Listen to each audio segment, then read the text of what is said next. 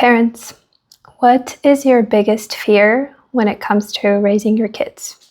Children are always a reflection of the parenting. And of course, every parent wants to go above and beyond in order to do their best to raise their kids to be amazing members of this society. They want to put them in all of the extracurricular activities, to let them try everything, to give the best chance for survival and thriving in the world. Raising kids is a lot of pressure on you guys, and I understand.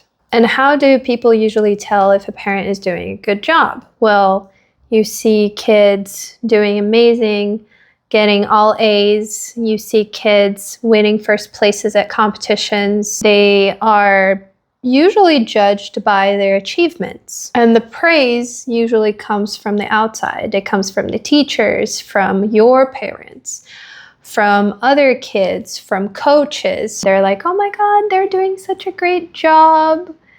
You must be so proud. And of course you're proud. And you're proud of your kid, but you're also proud of yourself, I would hope.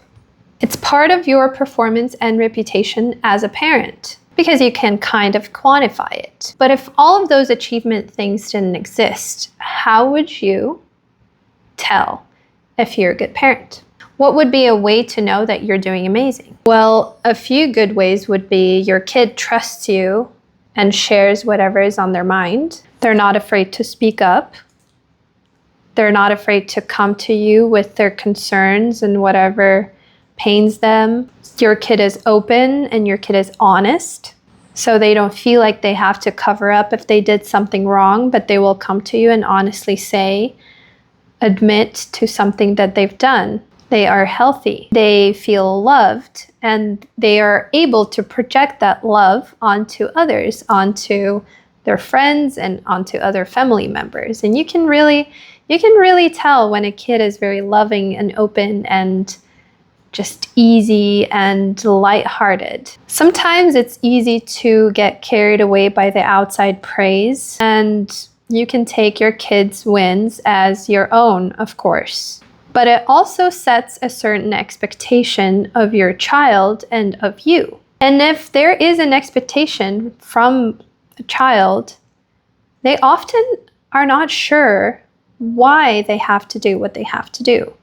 They're not sure why they have to meet that expectation. And a lot of times parents like, well, it's because I said so. But why? Kids are allowed to make mistakes. You're allowed to make mistakes. And they're allowed to not meet expectations of others, because it's kind of their first time doing this whole life thing. And it's up to you as a parent to be there for them, as opposed to abandon them when they are doing something wrong. You as parents are the people who this child looks up to and looks for love and praise and acceptance.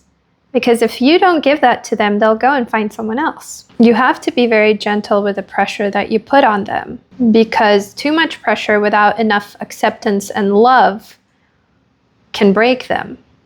And it can make them think that in order to earn your love, they have to do something. But love is not conditional. If there's too much pressure on them, they'll end up breaking, they'll end up hating what they do, they end up burning out, they start resisting, they start lying and trying to get out of things, they come up with stories. And sometimes kids develop injuries, and that's a psychosomatic connection because their body needs a break. What you may want for them is not necessarily what they may want to be achieving. They may love competing, but they may not love winning. They may love the performance aspect, but they could care less for a medal. If they have the pressure of, I have to win to make my parents happy, that's the wrong kind of motivation that you're providing for them. Or if there are consequences, if they don't do well, whatever the consequences may be, in my case, it used to be punishment. If they're afraid of disappointing someone who's so important to them, they'll only think about that going through life. When you compare them to other kids who may be doing better, Sure, it's obvious, but that translates in the kid's brain as I'm not enough. And in order for me to be enough, I have to achieve what Mary's achieving. That really sets the wrong tone.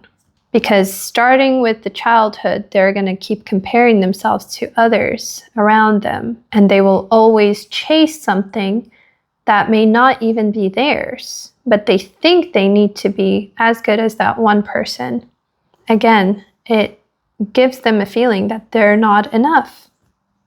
The intention, of course, is I want you to be better, so I am showing you what you should be like. But they translate it in their head to, if I perform like that one person, I will be loved. And I'm sure the expectations that you set for yourself as a parent are very high. But if you let go of the expectations of yourself, you will notice how you will let go of those high expectations of your child as well. And not only your child, everyone around you. We are allowed to make mistakes, and it's okay to not know what to do and to not know how to do this whole parenting thing. But if your parenting is based on love and acceptance unconditionally for your kid, then they have a really, really good chance of growing up as kind, confident, and strong people.